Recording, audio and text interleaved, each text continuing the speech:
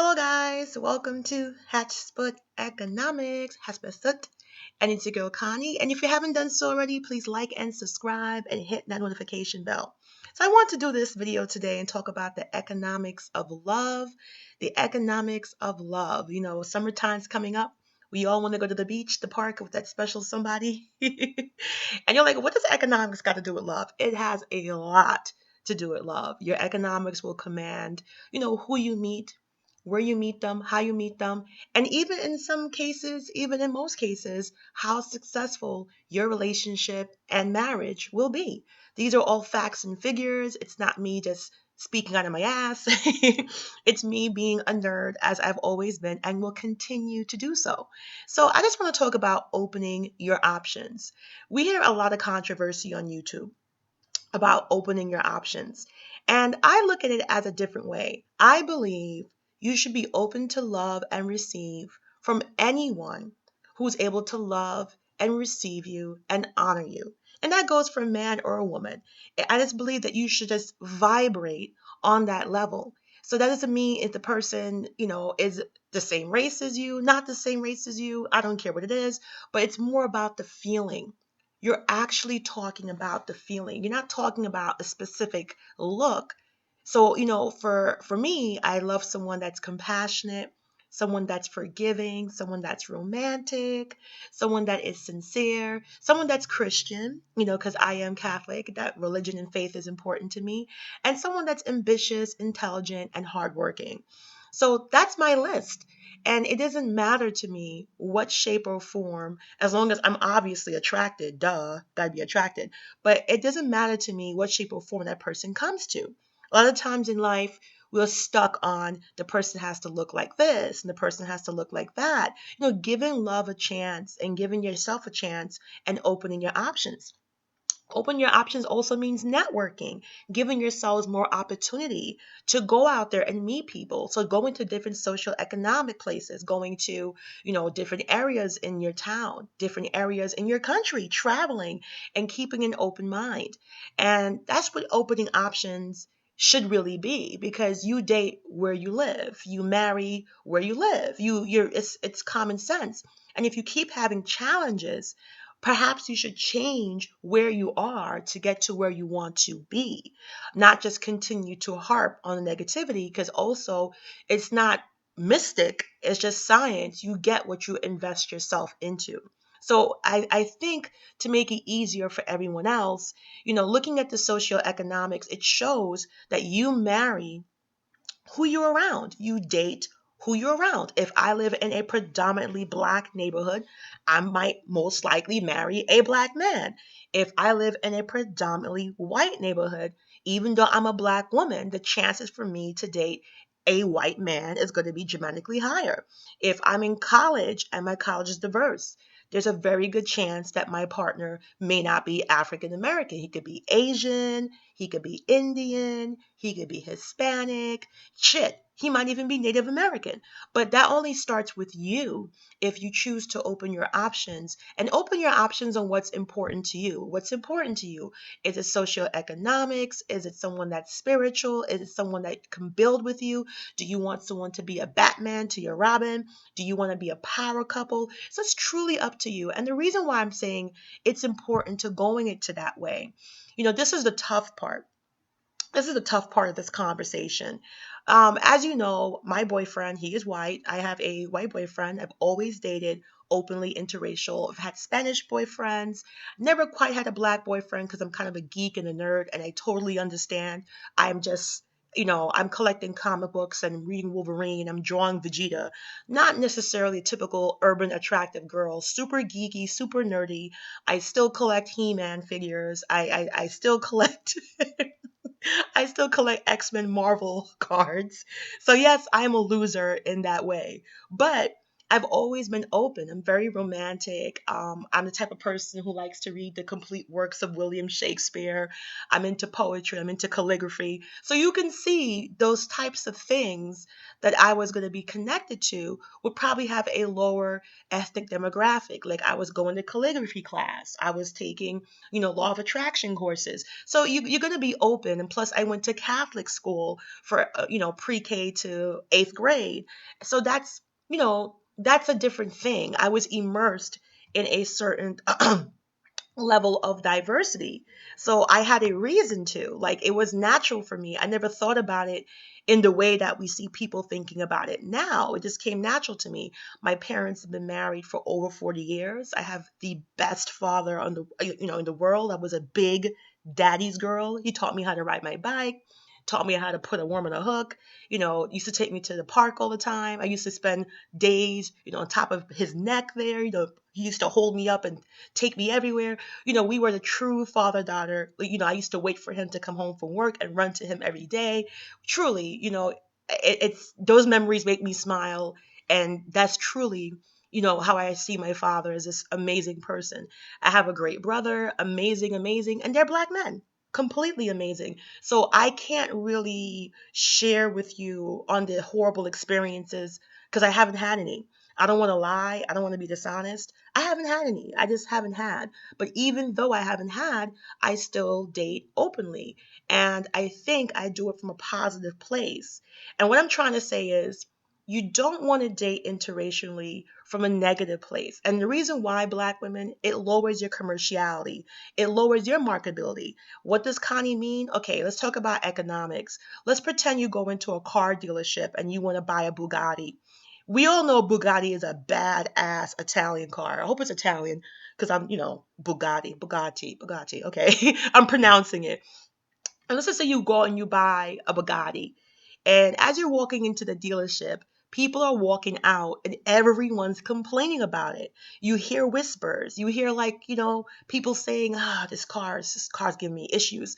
And even though you know that car is probably the best car in the world, which it is, if every single solitary person that drives that type of car has something to say, I don't care how good you know it is. After a certain point, you're going to say, what is it? You might get curious. You might even ask questions. You might even start to have self doubts. You might even have second thoughts about buying something that you know is good. Okay, what kind of analogy is that? The car is you, Black women. The car is you. And if every single time a Black guy has a problem with us, we air it out and we engage it, we actually make the problem worse. Like, I have to say, when that whole Stephen Clark came in, I wasn't offended by what he said because his words don't offend me. The words of ignorant people, no matter what race it is, don't offend me. All I cared about was the black and white of it. I wasn't going to go and march. I haven't marched for anyone in my entire life. That's not how I fight my battles. I fight my battles with politics, pens, and voting and doing petitions. I do real things, not just pick up a sign. I think the age of protesting and getting an effect from protesting is dead. You want to protest, you can do an easier protest on Twitter or Facebook. You get more of a reaction if you do a freaking status than you get an actual foot traction. But besides the point, you have to be careful what you let the world see about us. We are in a very fragile and exciting time for Black women. You got Viola Davis, way mature, gorgeous and ebony, winning awards and cleaning up. You got Lupita, starring in the movie, winning an Oscar. She was in the top movie so far for 2018. Gorgeous, all black Black Panther cast, drop dead gorgeous. You got Taraj in Hidden Figures.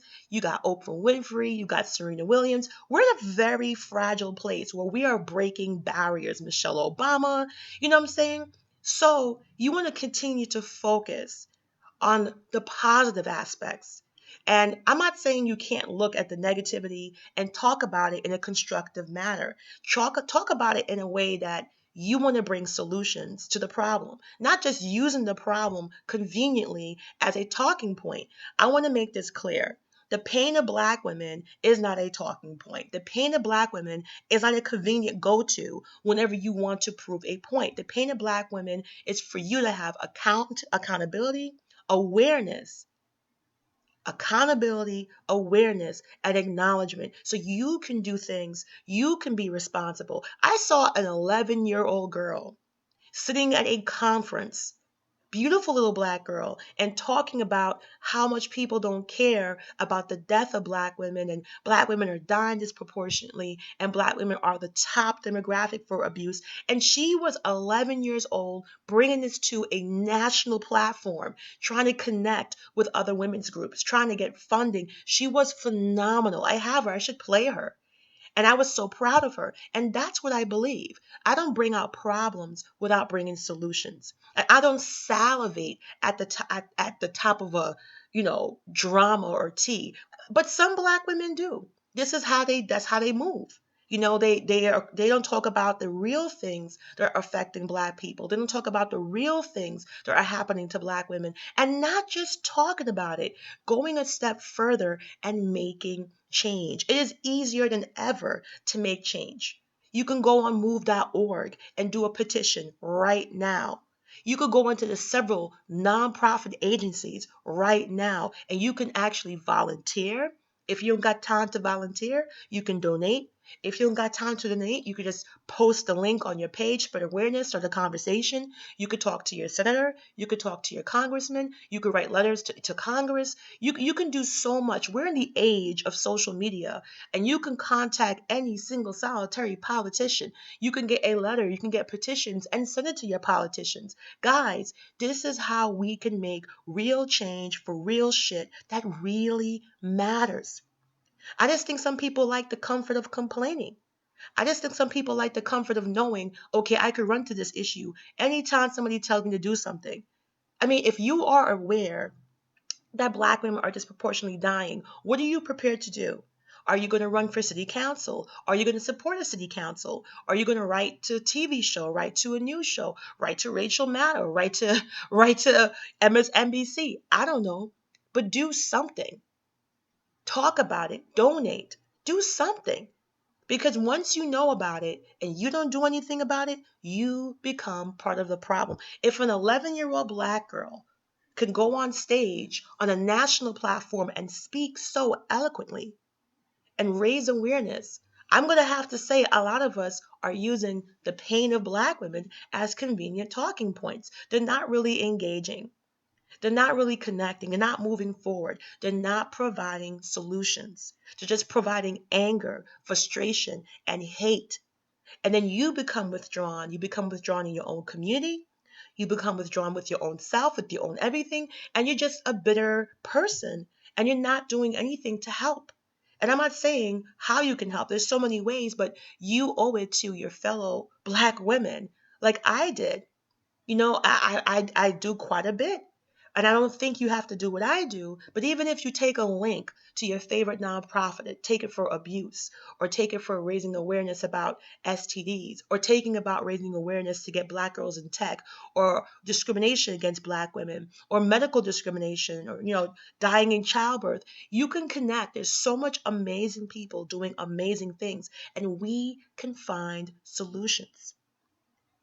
But when you just use it constantly as a talking point, just like some politicians do, they run to it, but no real change comes. We are just as responsible. Once you become aware, you are responsible. If you keep letting that drunk person in your home, you are responsible. So it's really up to what you want to do, the changes you want to make, and are you serious? Are you just running to what's happening, the travesty with the abuse and the murder rates and the molestation, all the bad things that happen to Black women? What are you committed to doing besides talking about it?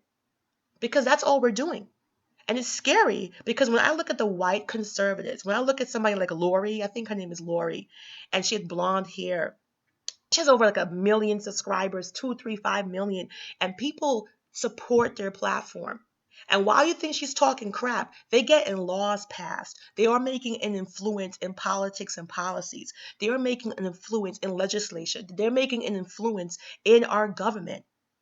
They're not playing around, and they support each other. They support each other. That's why they're around. Meanwhile, in Blacksville, we want to argue with this and we want to argue with that. And we want to make frivolous videos. Nobody talks about economics and politics. Nobody talks about religion and faith. Nobody talks about the infrastructure. No one talks about solutions, solutions, solutions. But I will never give up because this is not about me. This is about you. And the reason why I talk about the economics of love is because relationship building and marriage building is a major source of wealth.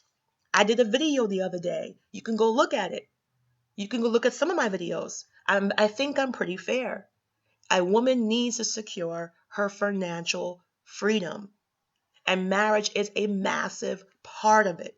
You can't get away from it. You can't get away from it. It's not like I'm making this up. I provided a lot of statistics in the past. I don't have to do it again. You can click on any of my old videos. But that's what I'm saying. And if you want something good, listen to me. If you want something good, you have to come from a good place. If you want love, if you want marriage, you need to listen to people who also want love and marriage. You need to listen to people who talk about love and marriage. You need to be about people that are about love and marriage. Marriage and success, it's not it's not like an elusive thing. There's a culture of marriage that makes marriage successful. There's a culture of love that makes love successful. And it's very easy. I've been reading a lot. And that's why I've been citing Patty Stanger. That's why I've been citing experts, the best in the industry, because I want to make sure I'm bringing you the facts. And if I don't have that ridiculous experience, you can forget about me, but just read the facts for yourself. Look at the books I suggest. Look at the people I mentioned in my videos. It's not me speaking out of my ass, because I just don't want to do that.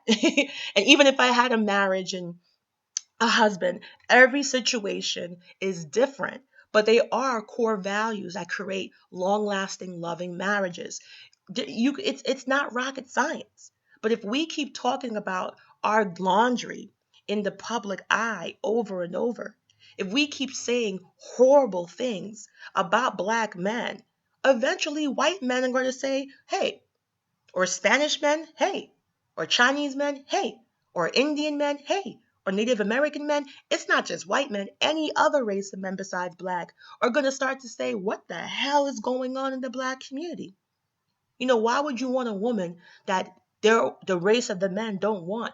Why would you advertise that? That's like trying to sell a house, and every time a buyer come in the house, ain't nobody want this house, B.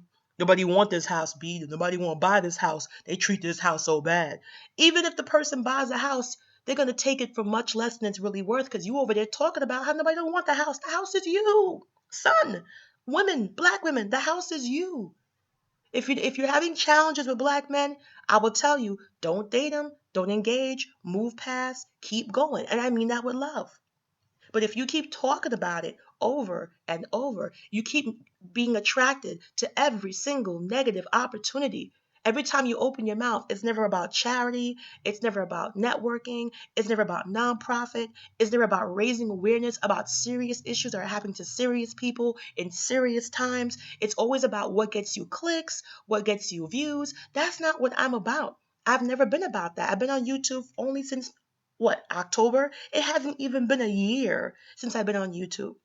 I've been trying to help black women start businesses, get into schools, get into real estate, and I've been doing that. And I will continue to do that because real recognize real.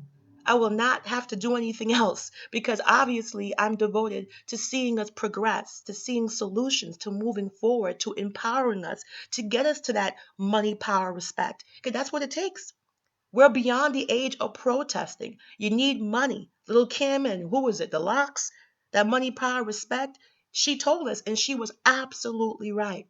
If you don't have the money, you won't have the power. And if you don't have the power, you won't get the respect. Once we start doing it in that pattern, you're going to see. And if you want to date interracially, you have to make sure you're doing it from a good place. Just open your options. And whoever loves you, whether that man's a black man, whether he's a white man, whether he's Chinese or Indian or Asian or South American or Puerto Rican, Dominican, African, Nigerian, Ghana, Sierra Leone, Egyptian, I don't know. But if he's coming to you with the attributes you're looking for, and that's the way you attract good people. When you focus on the goodness, that's how you attract good people. If you're talking about this guy being a loser and that guy being a loser and loser, loser, and this, ashy, ashy, ashy, and you keep wondering why the same people keep coming up, or you make goals based off of misery, I love that. Because you got hurt, because you're upset, okay, you're going to make your life based off of a low point. If you don't want to get married, you don't want to have kids, you don't want a relationship, that's fine, but make sure it's coming from a good place. If I gave most women a magic wand and I said, I'm leaving the room, I'm going away, okay? I'm leaving the room, I'm going away, and I'm giving you a magic wand. You get 5 wishes. You don't got to tell me. Because a lot of times we women, especially black women, we be embarrassed to say we want to be loved. I want to be loved passionately. I don't care. I want to be married. I don't care. I love it. I'm a romantic junkie. I've always been. I'm just like Patty Stanger. She is single as well, but she is a top, top of the line millionaire matchmaker. So just because I'm single doesn't mean I'm a romance junkie. I'm legally single. I have a boyfriend, but I'm legally single. But Patty Stanger is legally single too. And doesn't mean because she's single, she'll know what she's talking about. Patty Stanger is top of the top, creme de la creme. Okay? And I'm like her in the sense where we both love romance. I love weddings. I plan weddings. I used to work at David's Bridal in the senior management team. And I love it. I love it. I have wedding pages. I help men plan engagements. I absolutely adore it. And I encourage Black women to get into that industry as well. It's super easy and really profitable. But what I'm trying to tell Black women is that you gotta be smarter. You gotta be smarter. There's no other race of women putting their men on blast in public. And I'm not saying you can't do it behind closed doors. I will say it. I coined the frame Nagasaki. Okay? I coined the phrase Hotep Shima. I did it. And I laugh about it. But I say that in private circles, in private conversations. I hope they're private. I hope I'm not being recorded or, doing whatever. But that's not the bulk of my information. The bulk of my information is if you want to date better, you got to be better. If you want to date better, that means you have to put yourself in situations to increase your odds. If you're living in a bad neighborhood, yeah, you might get a bad partner, regardless of skin color. Regardless of skin color. And you have to come from a good place. Why would any race of men want a bunch of women that their own race of men don't want? Which is not the case. So why would you project that? Why would you and even if it was the case, you're supposed to lie. Women lie about their weight. Women lie about their age. Why would you want to tell the entire world how horrible Black men treat you and how bad Black men are? You think it elevates your status? It's like that Bugatti analogy I just said. No matter how good the car is, if you are a Bugatti, and every person that has driven you, drove you, or anybody that deals with a Bugatti has a complaint. No matter how good that car is, you're gonna scratch your chin and be like, you might be like, you might have a second thought about it. And that's what I'm saying. That's why you see this heart in the hand. You got to come from a place of love. You got to come from a place of passion.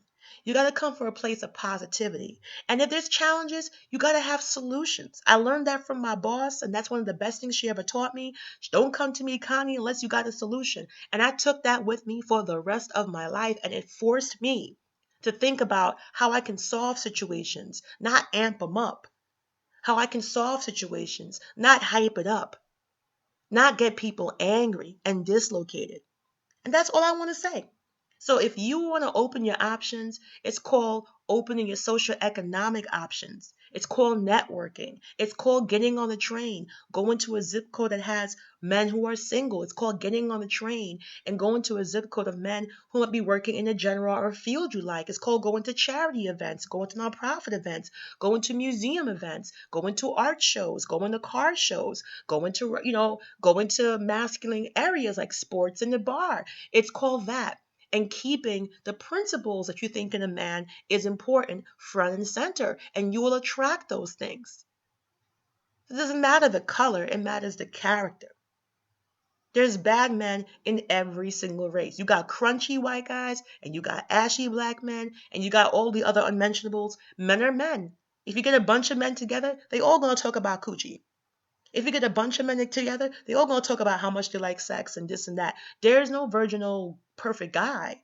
And yes, I do admit, of course, if you look at my channel, duh, disproportionately black women are unwed. Disproportionately, black women are out of wedlock. Disproportionately, black women are abused, killed, murdered, abducted. Yes, I know that. I have all the statistics. Don't forget. I will never deny that. I will never try to glaze that over. But if once you know that, you leave it alone. Go away. Go away. Do what you gotta do. Be like Ray Charles. I can't see shit. And focus on what you truly want. Life is beautiful, guys. It's limited, it's short, it's beautiful. Go out there and connect. Pamper yourself, love yourself, travel, invest in yourself. Life is short. You don't know what can happen to you tomorrow. God bless everyone listening to this. Life is short, and you don't want to waste a minute or look back on your deathbed and say, damn, I wasted all this time being angry. And a lot of us are angry because we want what we can't have. And there's a way to have whatever you want in this life at any time. But it starts with your belief of that. It's not what we want, it's what we believe. I'll say it again. It's not what we want, it's what we believe. If you want a black man and you want a specific kind of black man, you got to go out there and be a specific type of woman, and you got to deal with what you got to deal with, and that's all you. Nobody should make you feel bad for dating the guy you would. That's up to you.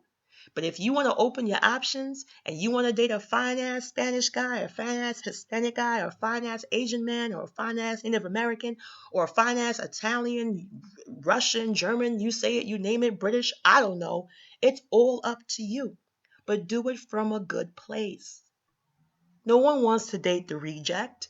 And white men have told me this. Spanish men have told me this. Asian men have told me this. No one wants to be the last toy in the bucket. They don't want you to come over and play with them because all the other toys are gone. They don't want you to, know what I call these girls? Hotep rejects. They can't get a black guy. They're angry at black men. They're mad with black men. They talk bad about black men. They say, okay, I'm open to swirl. But they keep talking. You don't want to do that, sweetheart, because that's negativity on your soul. It's just like when I was fat. I used to be 254 pounds. I suffer still, as I'm talking to you, from PCOS and endometriosis. And I used to be so jealous of skinny girls. If you were 00, I hate you. If you were a size 2, size 4, I hate you. Single digit size, I hate you. And I kept swearing to God, this is real shit. I'm being honest with you. I kept swearing to God how much I didn't want to lose weight. I was fine being 254 at 5'7". I told, every time somebody said something about slim or, anybody that had a nice shape, I used to kiss my teeth and whatever, whatever. But deep down inside, I was saying that because I thought I couldn't have it. I really wanted to lose weight. I never saw myself losing 100 pounds. Not in this lifetime. I did it. But how do you think I got to that positive place? You think I focused on being jealous and hating on them girls? You think I focused on that by, keep thinking about what I don't want? I had to make mental, massive changes, not just physically, but emotionally. I had to be conditioned. I had to go to therapy. I had to read this book called Laws of Enchantress. That's why I made my new program on my new channel. This is real shit. This is not fake. This is real shit. And I definitely had to make a turnaround. And I'm telling you, you can have the love of your life. you can have the success of your life. You are living, you are breathing. That means you have the chance to do whatever it is you want. Don't let pain make your future. Don't make complacency make your plans. Too many of us make our plans based off of incompetence or practicality because we're too scared to fail, and we fail anyway. So you might as well fail at something amazing. You have the power. You are powerful. You come from a powerful place, a powerful being. No matter what your faith is or lack of, you are a living and breathing testament to the miracle of life.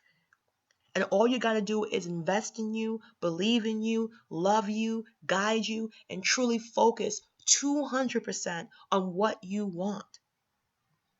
Think about it. My boyfriend's white, my boyfriend's British. You think I was telling my boyfriend how bad black men are and how bad black men treat us and they don't want to get married and be baby mama? Oh, hell no. I hope he doesn't even hear this video. Oh, hell no. Because I truly believe that lowers your brand. There's a place and time for those conversations. There is. Because that's real shit too. That's happening. Just because my father and my brother were amazing, I'm not ignorant. I'm not one of those black girls. Well, it ain't happened to me. I never had a bad experience, so because I ain't have it, it ain't happen. Oh, no, no, no, no.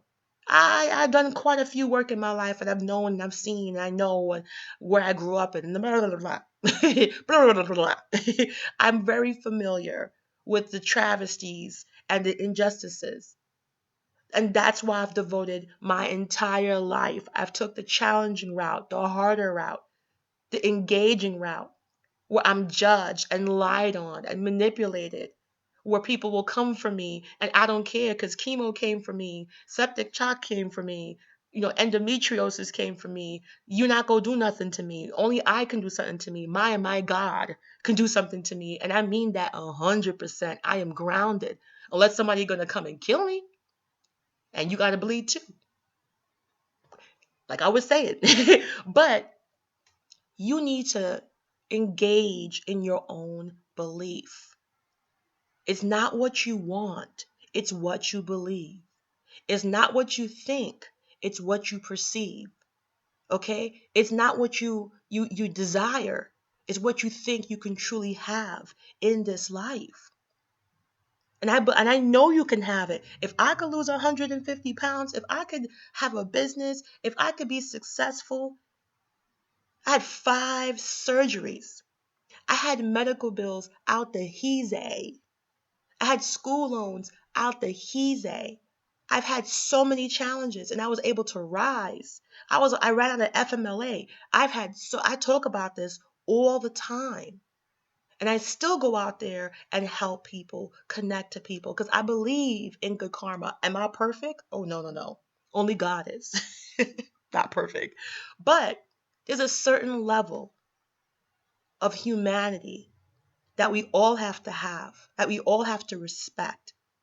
And I'm telling you right now, if you want to open your options, you got to open your heart and close your mouth. You don't advertise a house for sale by saying how fucked up the basement is. You don't advertise a house for sale by talking about, we just got rid of termites that's been in this house for the past 5 months. You don't do that. When you sell a house, you dress it, you showcase it, you stage it, you clean it, you put air freshener, you put plugins in every room, fresh coat of paint.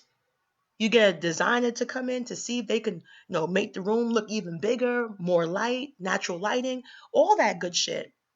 You don't sell a house by saying, well, in this bedroom, people got killed. You wouldn't even know that in real life if something happened like that. So I'm saying you got to know what your goal is and how to get to your goal and surround yourself. If you want it, no one has a right to judge you.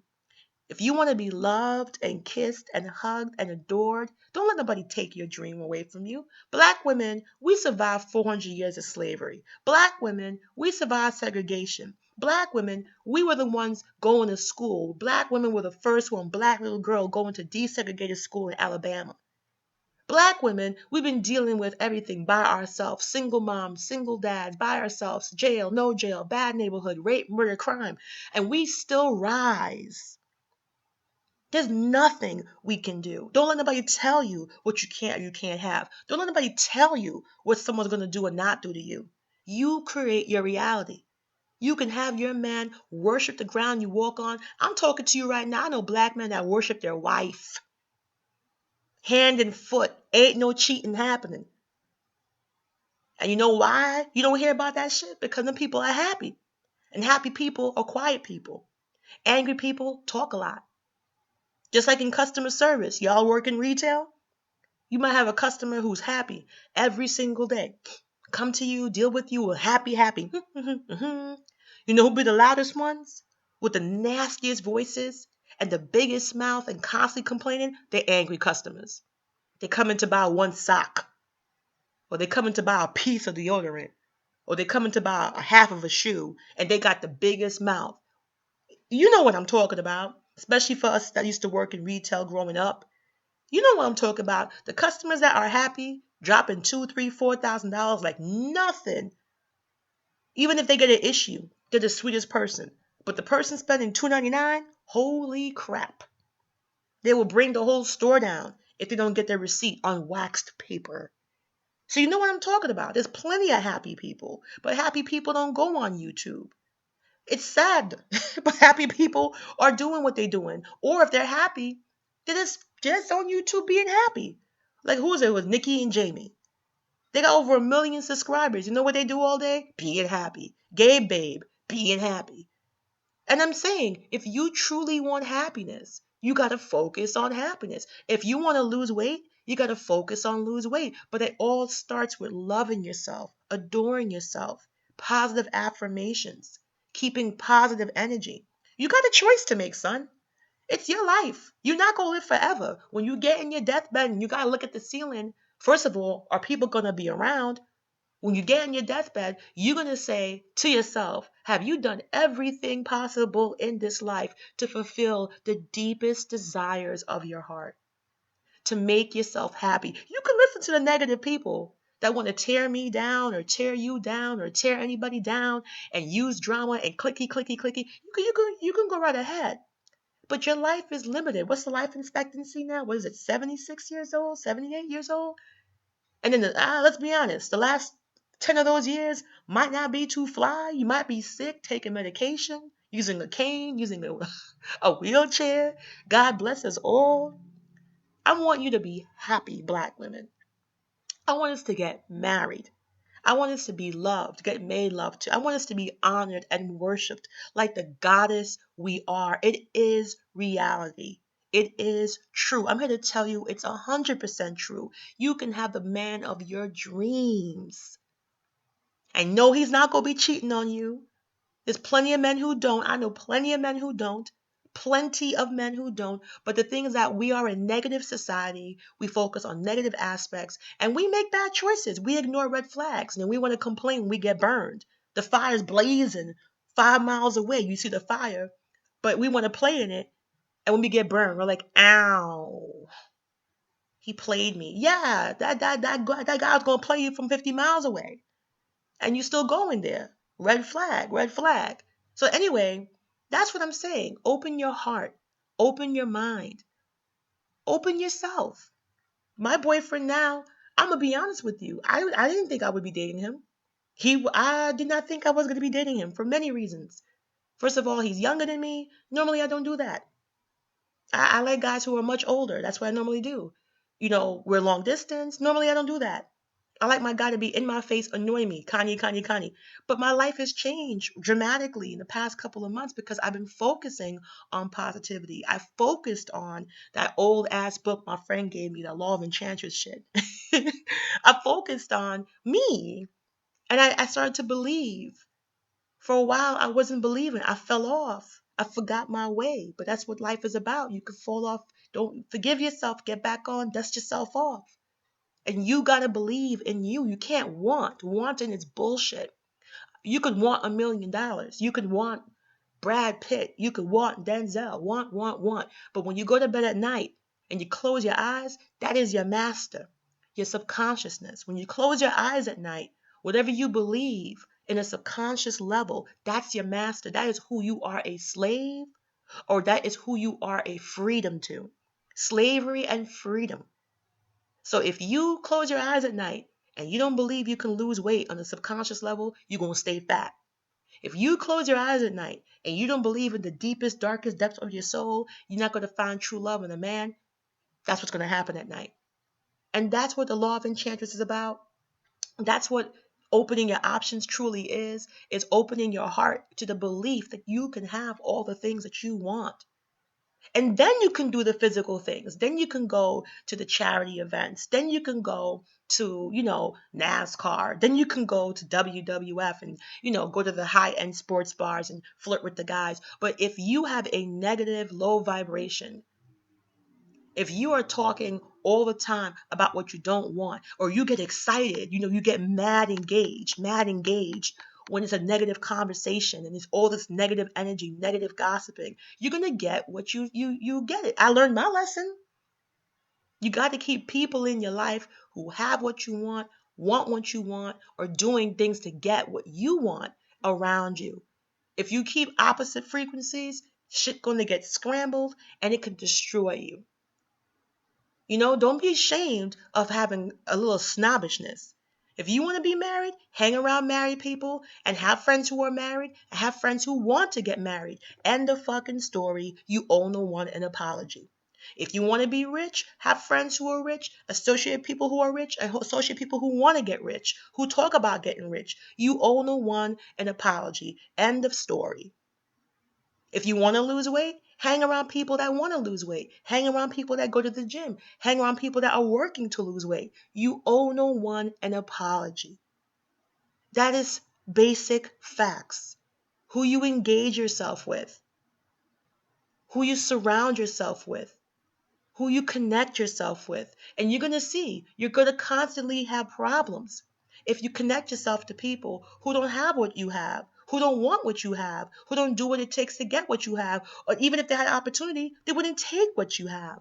That's a disconnect. That's a spiritual disconnect. That's an emotional disconnect. It's a physical disconnect too. So it's truly up to you, Black women. Open your options means opening your heart. It means looking at the characters of the things you want. If you want a rich man, that's fine. If you want a wealthy guy, go ahead and knock yourself out. I encourage. I made a video. I encourage. Go out there. But you're not going to get a wealthy guy by talking about broke ass Nikasakis. You're not going to get a wealthy guy by talking about ashy people. I got friends who are very wealthy married. Very. And they don't even have to talk about it. Because when they walk, they can back it up.